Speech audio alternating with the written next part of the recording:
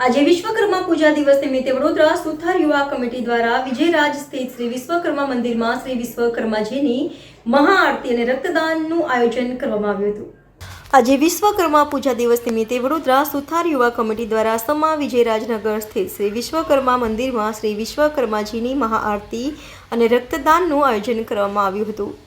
આ કાર્યક્રમમાં સમાજના તમામ લોકોએ મળીને રક્તદાન કર્યું હતું અને વિશ્વકર્મા મહાઆરતીનું આયોજન કરવામાં આવ્યું હતું।